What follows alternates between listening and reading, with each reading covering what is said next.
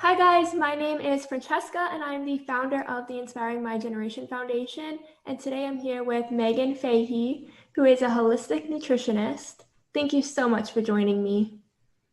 Hi, I'm so happy to be here. Thank you for having me. Of course. So can you tell me a little bit about yourself and why you became a holistic nutritionist? Sure. I decided when I did my master's in nutrition, I decided to go out to the West Coast. I grew up in Connecticut. And I moved out to Seattle to go to Bastyr, which had a really integrative program. And I was studying alongside acupuncturists and naturopaths. And I just loved this idea of really using food um, in the nutrition work, which sounds crazy, but a lot of nutrition programs are really clinically based. So, like, really kind of more hospital focused. And while I was out in Seattle, I started working with a dietitian who had a practice who specialized in eating disorders. And I just loved like the nutrition counseling aspect of her work. And so that I really brought that back with me when I came to the East Coast. And I worked for a while, for about 3 years, in a residential program for eating disorders with both adolescents and adults.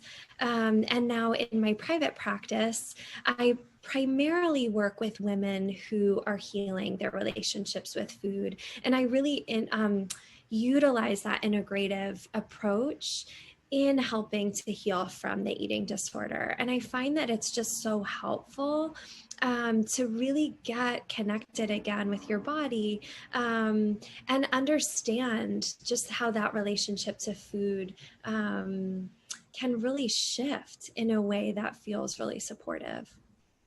I love that. I think a lot of people don't realize with eating disorders and with eating in general, it can cause a major disconnection between who we Totally. are and the world around us. And Yeah. food can really serve as a connection, not only to ourselves, but to other people. So when Yeah. we are struggling with an eating disorder, it can be really difficult to kind of be ourselves and let alone build relationships with others.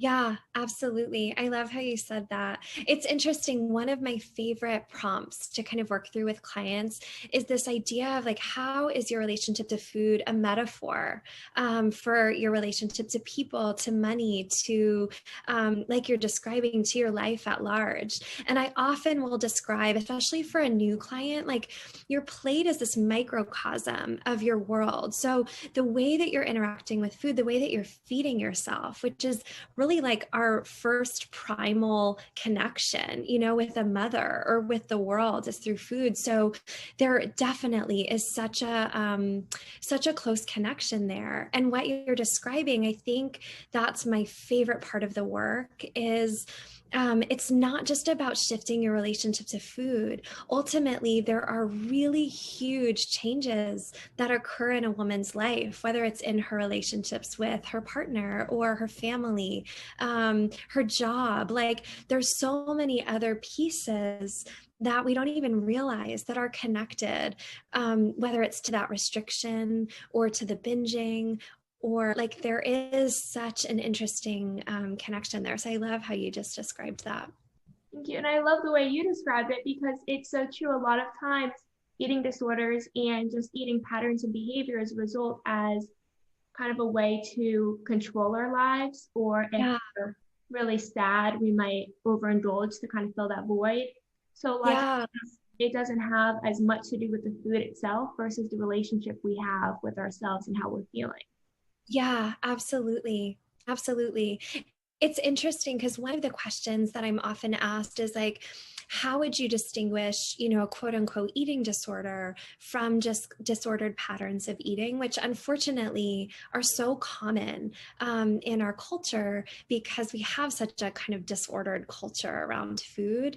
And the thing that I really look at with clients, first of all, I think it's such a spectrum, but one of the things I really explore is that idea of like, it's once food becomes an emotional management technique. So that really then is what I would identify a need for some of the work, like some of the work that I do or working with a therapist. Like once food starts to play that emotional role for you, excuse me, that's where it really then is spilling over to that disordered side. So what are some of the common like disordered eating patterns that you see? It's interesting. I would say primarily what I'm working with is some sort of a restrict binge cycle. And the interesting thing is I find that the restriction, we don't process it in a way that that's distressing. There's such a cultural reinforcement for restriction being quote unquote good, or the thing that you're aiming for. So the tendency is that someone will seek out my work when they're like, I'm binging and I don't know why. I'm feeling this loss of control, or I'm feeling frantic around certain foods. And that is really distressing to me. So what's interesting is really helping someone understand. I often use the analogy of like a bow and arrow. The tighter you're pulling back, the farther that arrow is going to fly. And so the restriction really being the root of that sense of loss of control or the binging. But what's interesting is it could either be physical. So like I'm physically restricting myself from certain foods, or it could be just mental. So oftentimes clients will say to me, but I'm having these foods, or I'm having these binge episodes every day. I'm having this kind of Last Supper experience with food every single day. How could that be restriction? Because mentally you're in this place of like, I don't want to allow myself this experience. So oftentimes, regardless of what is happening on the surface, at the root of it is exactly what you said, this sense of self-worth, this worthiness of the food, and how that restriction to it often drives a lot of the behaviors that you're seeing on the surface, whether it's overt restriction or it's more of a binge pattern or binge purge pattern. I love the way you describe that because restriction is really glamorized in today's society. Totally. You go online on Instagram, on TikTok, on Twitter, and there's all these how you eat 1,200 calories in a day, how you eat under 1,000 calories in a day. And that's not a sustainable amount. And people are aiming for that very low calorie deficit in order to fit society's norms because people think 1,200 calories a day is normal. And it's normal for a child, an infant, but it's not normal as an adult. It's not sustainable. Exactly. It's interesting because I even often, when I tell people what I do, just at large, like my Uber driver, for example, the other day, and it's like, well, how many calories do you tell people? And I'm like, oh gosh, we're really missing the boat on what our relationship to food should be, even by putting a number on food, putting labels on packages. Like we're already setting it up to feel restrictive with portion sizes. Like we have such a disconnect with this idea that our bodies were inherently designed to direct that. Like we were born with a body that tells us with hunger, fullness, like when you want something, what you want, if you're really listening, and then when you're full. And we have we've really disconnected from the body, and we're only living in our minds, like calculating numbers or asking a professional to tell us what to eat. Even that, I tell clients, like, I don't have authority over your body. I can help give you a roadmap and guide you back. But at the end of the day, it's you who has to listen to those cues and figure out, well, what portion does feel good for me? One of the pieces that I think is so important is when I'm working with a client, who maybe this has been a chronic dieter or someone who feels like this disordered pattern maybe was taught to me as a child. One of the really helpful places to start is kind of laying a foundation of timing. So the first thing I work on with clients has nothing to do with numbers or portion sizes, but it has to do with eating every 3 to 4 hours.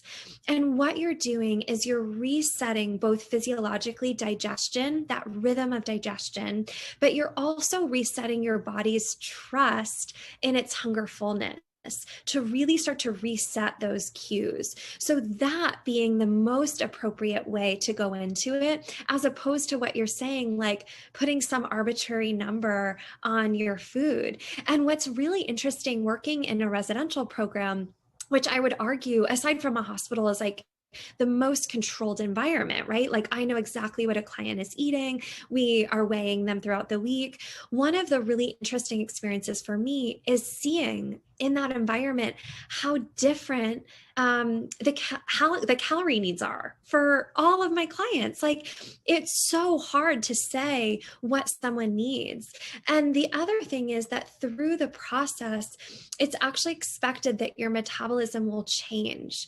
Part of that is the healing. So when you're really starving the body, metabolically, you're going to be suppressed because you don't have enough fuel or energy to fuel your metabolism. So that's another piece is like, okay, 1200 calories, but like, what about when you're refeeding? What about, there's so many physiological changes happening.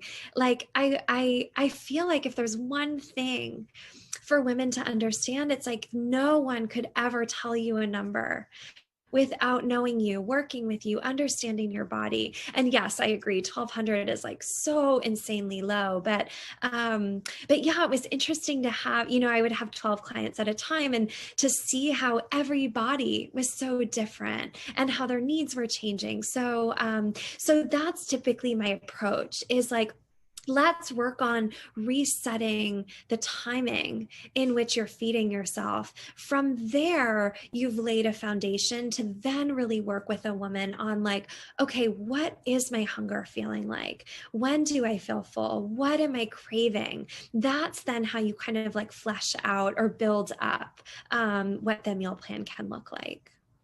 I love that. I love the how do you feel when you're eating, because we don't listen to our bodies enough when we're eating. We Yeah. listen to what society's telling us we should eat, what we shouldn't eat. Yeah. And all these fad diets that are like, don't eat carbs, don't eat sugar, don't eat this, don't eat that. And we never pay attention to our body and how it feels. And just because vegetables are full of nutrition and good doesn't mean every vegetable is going to be good for you and your body and it's going to make you feel good. And just like with chocolate, some people can't have chocolate. Some people, a little bit of chocolate can change their attitude for the entire day.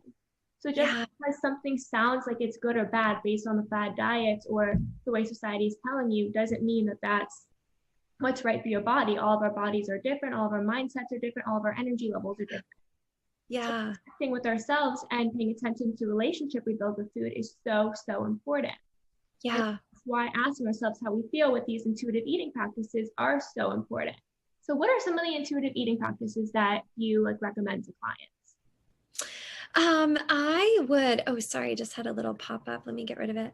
I would say one of the first places where I'm starting is going back to childhood to start to unravel these beliefs that we've picked up from culture, from family.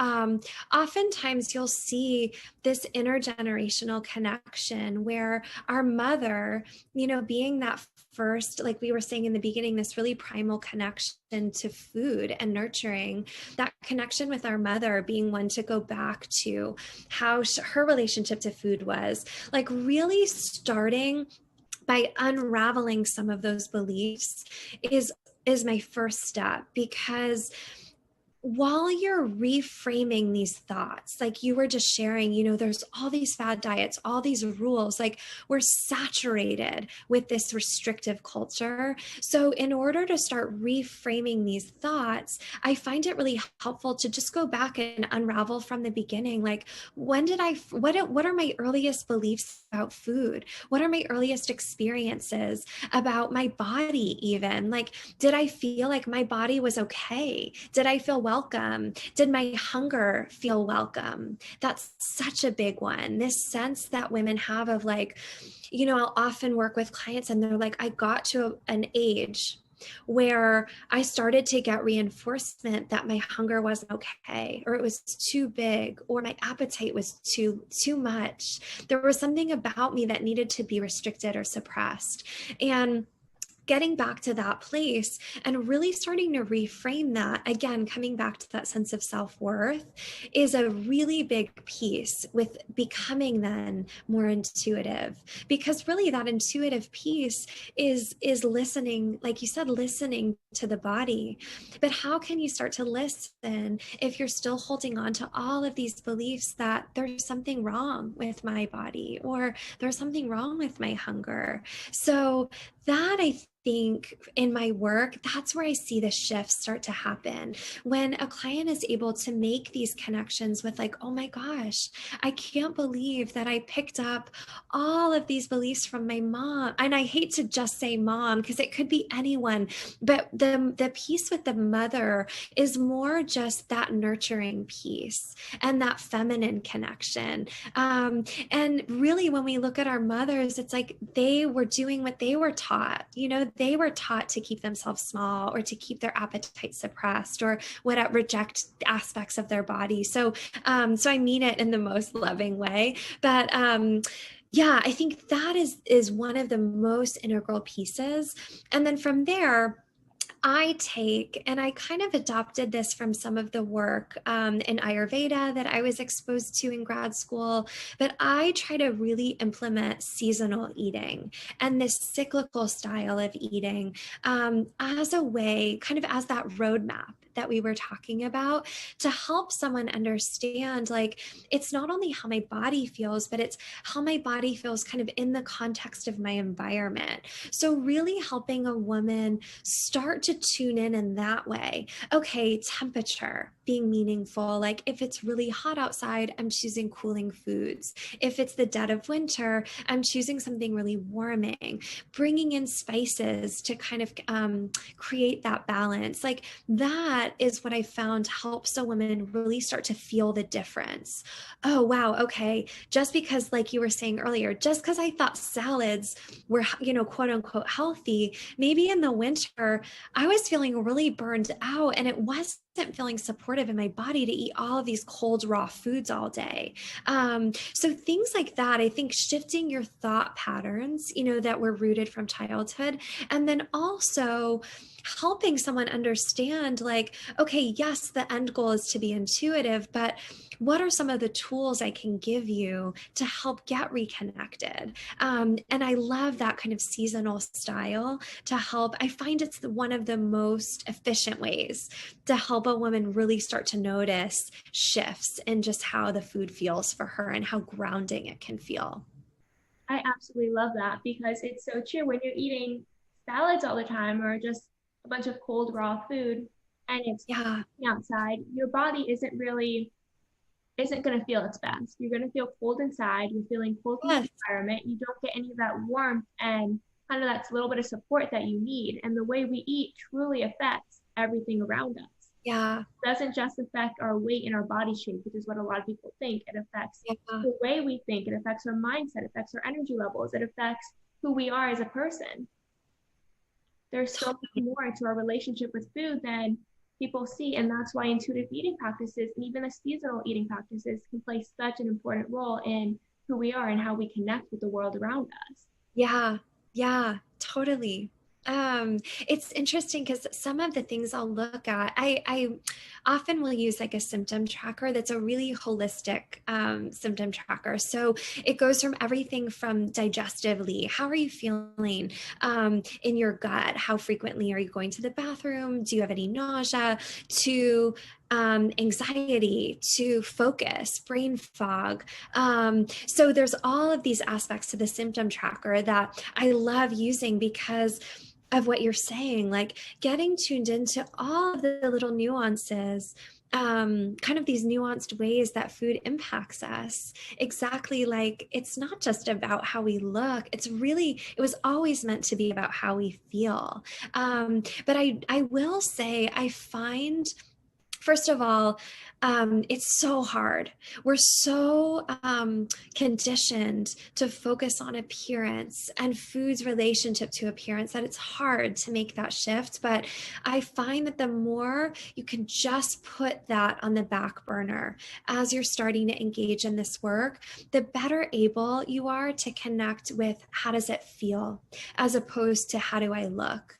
And sometimes in the beginning, there is a lot of bloating that goes along with just like that digestive reset. I work, there's a couple integrative doctors who I work with who do a really nice job working with eating disordered patients, helping with SIBO, and just like really helping to target that bloating. But there are aspects of that kind of physical piece that are uncomfortable during this process. So if we were only focused on appearance, like you might jump ship right away, like, oh gosh, I don't want to have to experience that. So so I think that shift is such an important one.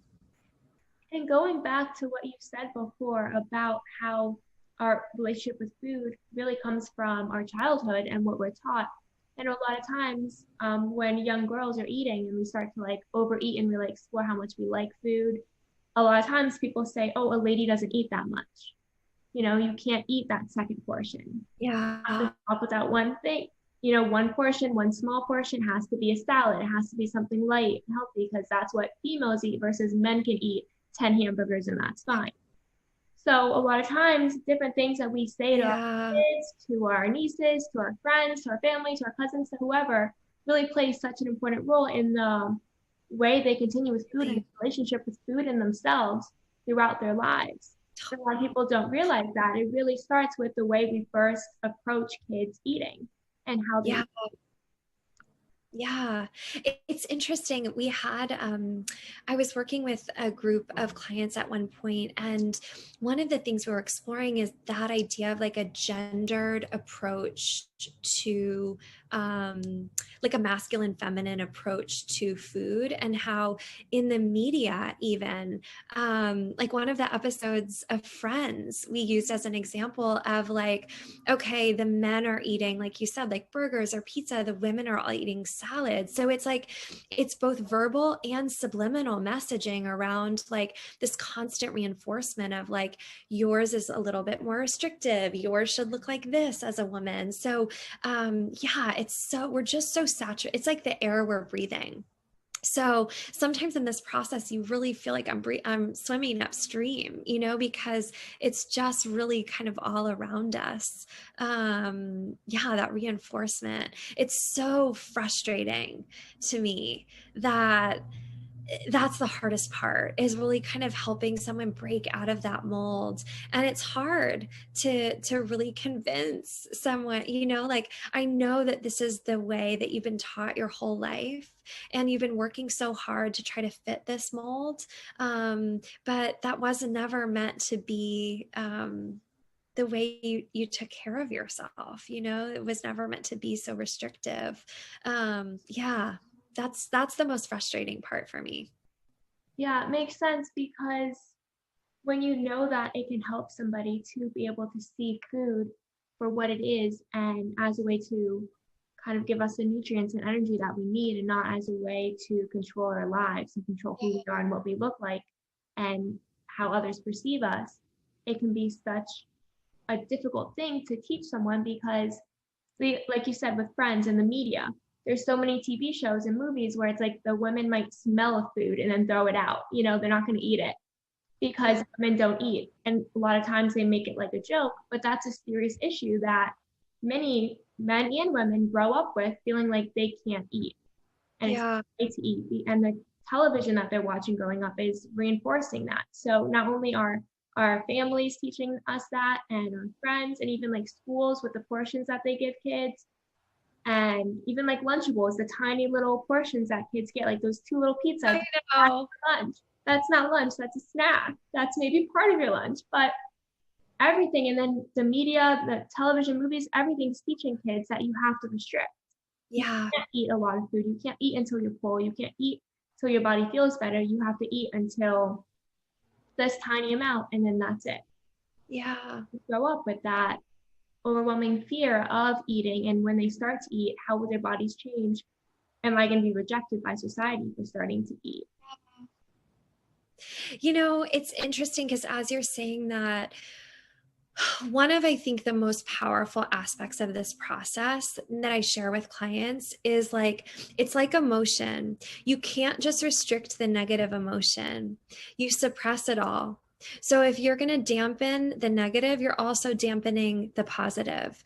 And hunger, you can use in a really similar lens. Like, you cannot just starve physical hunger. So when you are starving, you are quite literally starving all of your desire, your personality. You become this hollow shell of yourself. And that's the piece, that's the buy-in that I'll get, is like, I no longer want to feel like a starved version of myself. I want to feel fulfilled in my life. And so I'm going to try to work on feeling fulfilled with my food as a way to do that.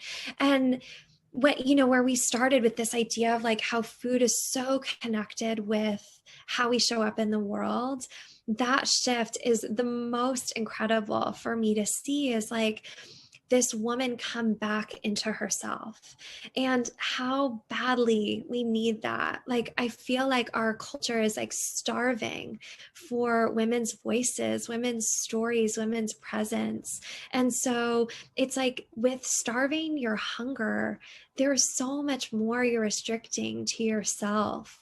But that can be scary. It's scary to think like, wow, when I start feeding myself, maybe I'll be just this fuller version, and really have to take up more space in myself. So yeah, it's a really powerful process.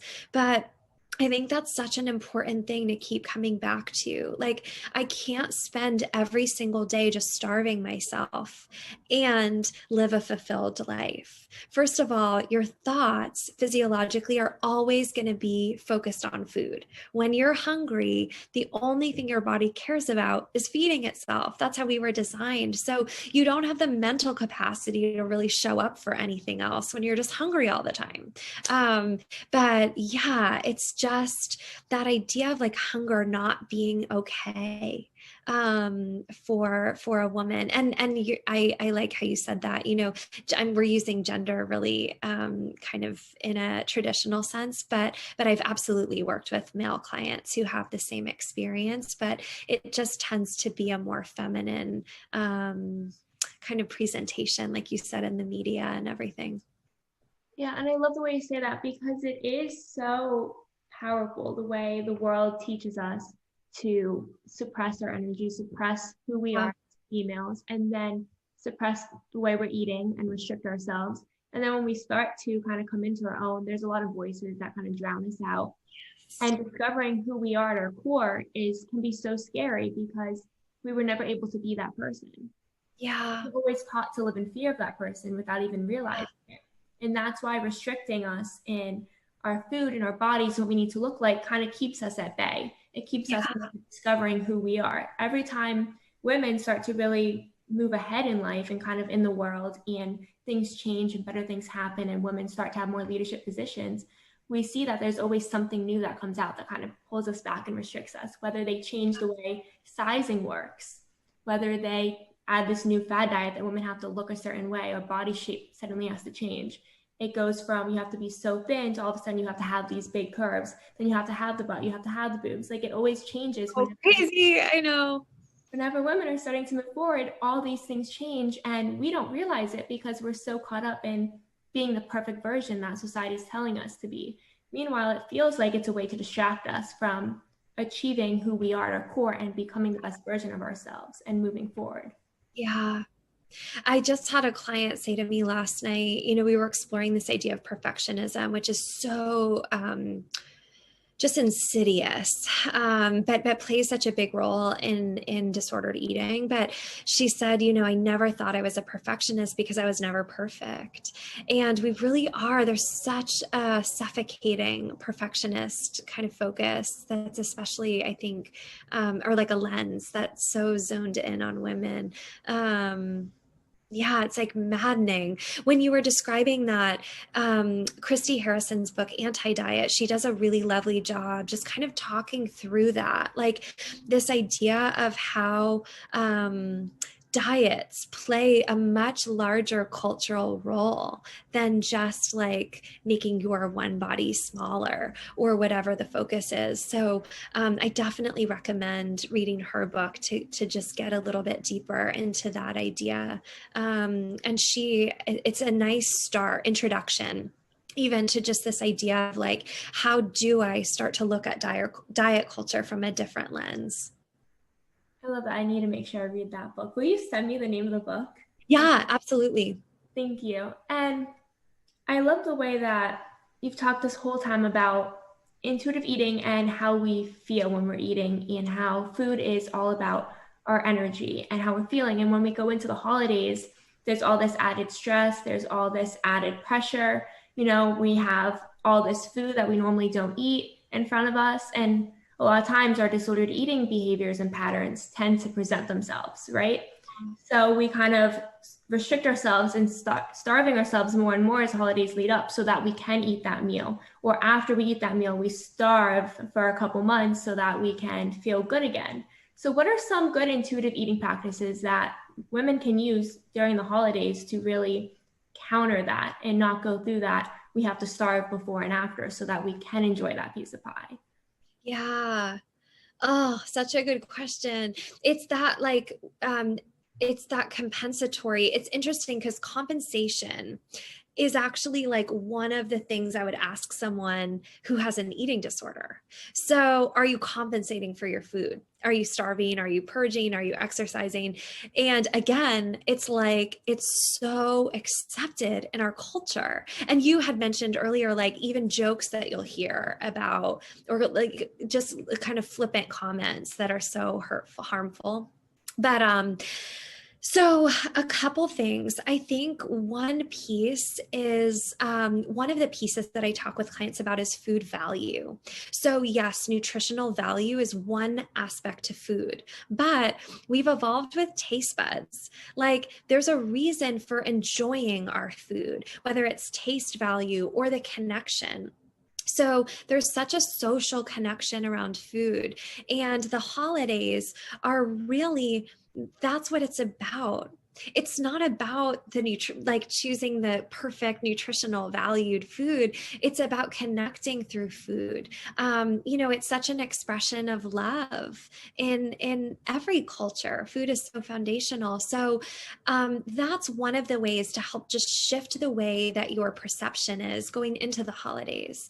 Let me start to look at the other values around this experience that aren't just about the food itself. That can sometimes help free up some space to just enjoy and not be caught in that kind of trap of, okay, how do I prep for this? How do I then compensate? There's something about that, again, that goes back to worthiness. Like what you're enforcing for yourself is like, I'm not worthy of just being part of this connection with food.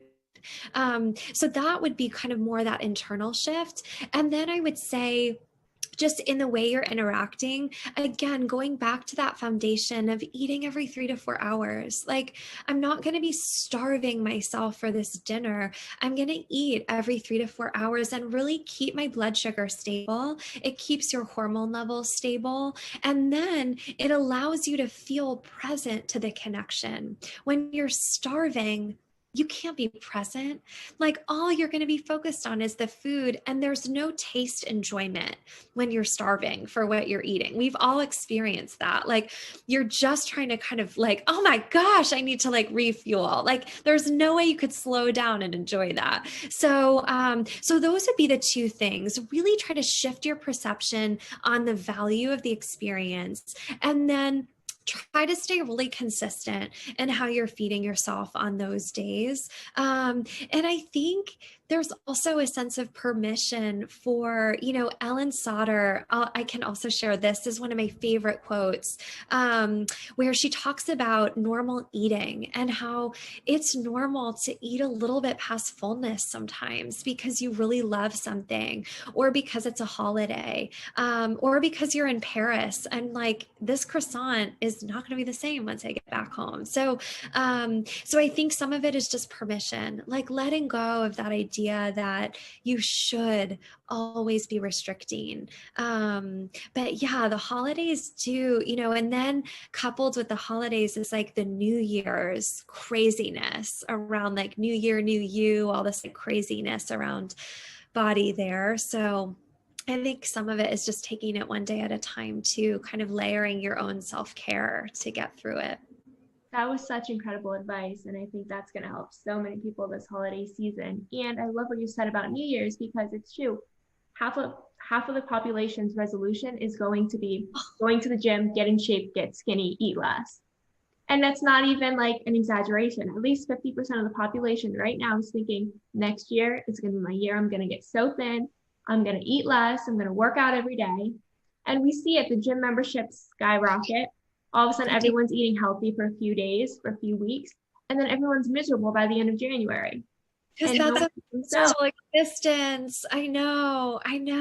It's so, I wish, I don't want to say I wish. I hope that the tide is changing on this, but my hope is that we can start to really focus on like imagine starting your new year with like, how do I want to feel fulfilled? How can I feel more full in myself? Like, oh my gosh, what a different approach to the year as opposed to like, how can I make all of my needs smaller? Like, how can I restrict every last ounce of myself? Like, oh my gosh, that's an awful year. Like, how are you going to accomplish anything that feels meaningful for you? So, and I try to do that for myself because it's hard, even doing this work. Like, I have to really be conscious about decompressing, like having that space, whether it's meditation or just like going for walks on my own without headphones, just like to decompress from all the noise and give yourself that time to just like tune back into like, okay, almost that reminder of like, no, that's not what I want. Like you feel kind of brainwashed sometimes. So even I do being immersed in this work every single day, like I still have to really give myself that space to remember like, no, my goal isn't to restrict. My goal is to feel more fulfilled. Like, how do I approach and coming out of 2020, my God, how is the goal that you want to diet? Like, can we like have a goal to get back to our life to like, there's so many other things that are more important, So yeah, but I think sometimes it's giving yourself that space from all the noise because it really easily drowns out your own that inner kind of your intuition, that connection with yourself. everything you just said was absolutely incredible because it's so true. We should be starting the new year trying to fulfill ourselves and fulfill our goals, our dreams, our accomplishments, and be better and do better. And a lot of times we use the holidays and New Year's as a way to restrict who we are and go into the next year restricting ourselves and not allowing ourselves to reach those goals that we're setting for ourselves. Yeah. Thank you so much for joining me today. You've been Yeah. absolutely incredible. It was such a pleasure talking with you. Thank you so much.